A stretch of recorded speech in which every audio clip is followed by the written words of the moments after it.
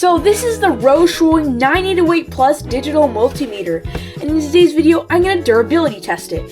Now this multimeter does pretty much everything pretty great, and it was only 35 bucks. Now it hovers around 65.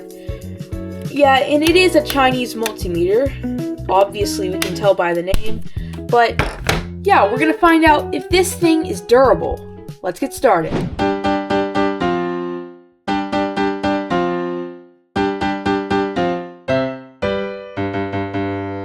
Okay, starting with the screen,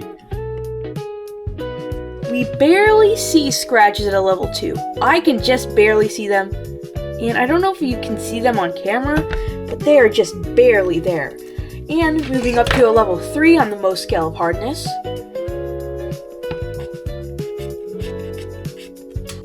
Yeah, we get pretty big scratches. That means the screen's made out of plastic. Moving over to the side, we have this pretty soft plastic. And it does scratch. And if I can kind of...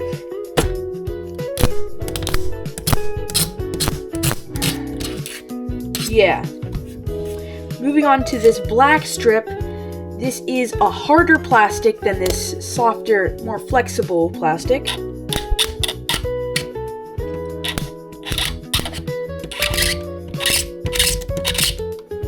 You can see it scratches pretty easily. We can see on the bottom is this rugged textured grip pad kind of thing. And we get the same thing on the other side.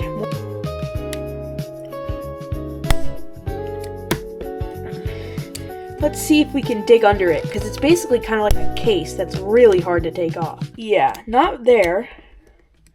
Oh, whoa. This kind of comes off a little bit. Got more of this stuff on top. I can kind of feel like we can just peel this right off. Oh yeah, look at that. Moving over to the top, we get more of the same materials. I'm just carving this away, and it kind of turns white. I don't know if it's already white down there. And we get more of this plastic. So the whole thing is basically just made out of plastic. Moving on over to the back, we have our plastic door.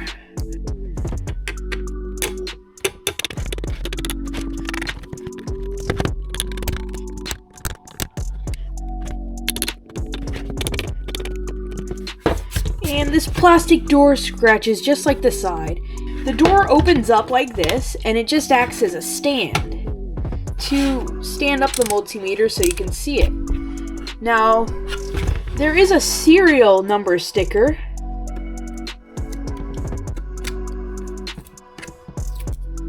And that also does scratch pretty easily. And we can see at the back we have more of this rubbery-like stuff. This plasticky stuff. And it just carves right away. Look at all that. And we have this kind of hook thingy. And inside we do have more of this black plastic. And we have a flashlight, which is surrounded by more of the black plastic, which does indeed scratch, like we've seen. And the flashlight is also made out of plastic. Yeah, this whole thing is basically made out of plastic. Now, we do have a screw right there, which is metal. Opening the door, we can see more of this black plastic.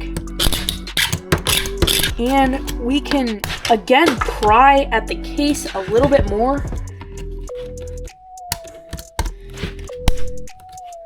And yeah, this is pretty hard to pry at.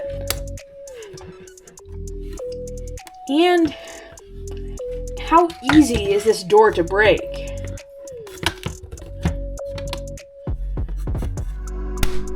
Oh, it kind of snapped. Okay, it's snapping back and forth. It still works fine. But what if we bring it a little harder? Whoa. And we snap the whole thing off. And these are just little balls that go into that socket, so I think they could just snap back on. I'm sure you could snap this back on somehow, but I'm not going to do it right now because it's pretty hard. Moving over to the front, we have more plastic, obviously, and at the top we have our branding, which is kind of like, does these cool effects in the light. Really like that. And this layer is basically just a sticker that comes right off. And scratches underneath too. And at the top, we have this little LED, and it's red. And when something gets shorted, or if you're putting a lot of current through it, it will flash red. And it's made out of plastic. Moving down, we have the screen. Okay. And moving down even further, we have buttons. Now, these buttons are made out of like silicone. We got the power button, we got this hold select button, and we got rel max min button. Let's see how durable these buttons are. Okay, that one just popped right off. And yeah, they're basically made out of silicone. And we got this smaller button. This one does not appear to pop off. Maybe if I tried a little harder, it would. And this button does not appear to be able to go back in. Maybe if I tried a little harder. Yeah, there's this lip around it that prevents it from doing that. And this other button is basically the same. You can just cut this right down.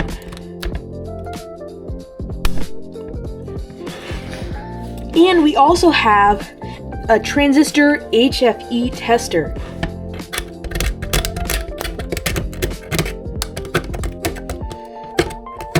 And it does seem to wiggle a little bit. So if I kind of pry in there, it still does not come off. That's great. Now we have all these letters on it. And these are just basically painted on, kind of. So they do scratch with everything else. Moving down here, we got more letters and the dial.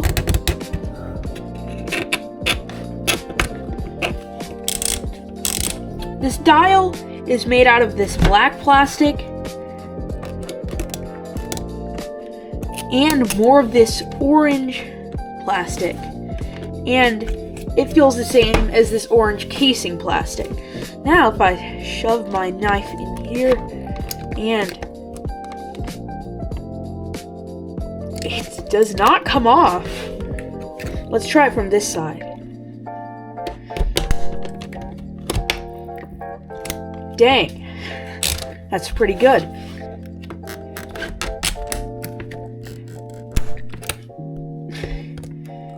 As we can see, the knob is pretty durable. Moving down here, we got more plastic. More plastic, more letters, and we got our probe holes. If I stick my knife into one of them, we can see that the middle kind of moves around a little bit. Can we break it? Oh no, I broke my knife. That's an easy fix. Okay, trying to break this thing off is super hard, so I'm not gonna risk it anymore. Okay, next we're gonna do the drop test, and I will drop it from about 5 feet. Here we go.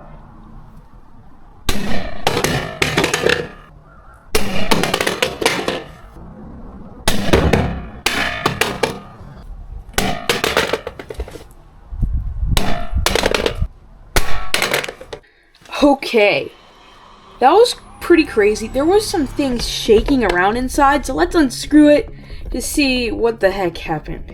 And you can see all of our batteries are kind of misaligned. and one of the fuses popped out. But that's basically it. Let's see if it still turns on. No way. That is amazing. Okay, but we're not done yet. How easy will this screen get pushed in? Whoa. Look at that.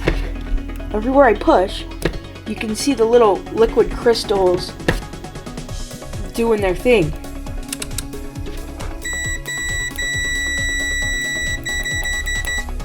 It works! Wow, that is crazy. Now let's see what the inside of this thing is like. We can just take out the 4 AAA batteries, and we can begin to take off its case. Let me see. Yeah, this basically just won't come off.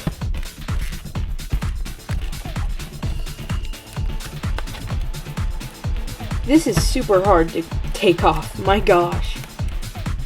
But that's good because we want it to be durable. So I can't get this off on my own, so I'll have to cut off the case in order to see what the inside of this thing is like.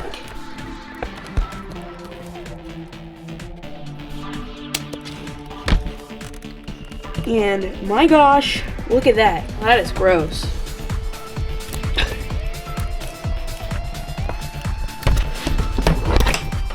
Whoa.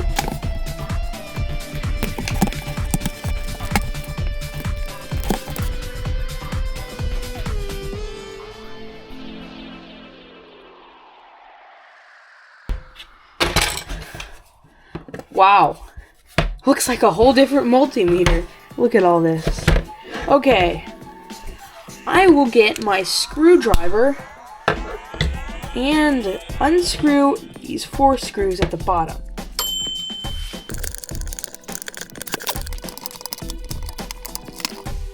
And look at that. We will unscrew these 9 screws. One eternity later. Okay, it looks like we have unscrewed all the screws, and I will gently pull the board upwards. And we have all of these little plastic pieces, like for the probes, and we have the actual probe connectors themselves, and we have this thing. Now, all of these and these copper wires, they actually do something. This is the dial for the multimeter, and when you spin the dial, these spin around, and these are basically little contact points that short them together. So when the dial is pointed this way, it's shorting these wires, and if it's pointed this way, it's shorting these wires. So that's how it knows which mode it's in. It's pretty cool. We have the on and off button, and we have these contact buttons, and we have the LCD screen itself. And if we kind of move it back, we have the backlight, and we have this pink thing, which I think acts as some sort of conductor for the LCD. We can pull these wires off because I don't care about them. And we have the backlight. The back is actually some type of plastic. Guess I could just peel it off like this. It's like this white plastic. And then we have more plastic. And on the top, we have more plastic. We can see our backlight. It looks like it's right here. These LEDs. And it somehow goes all the way over here. I have no idea how this works. But, yeah. Now, that is the finished durability test and teardown for the RowShui 9808 Plus. Hope you learned something. See you next time. Bye.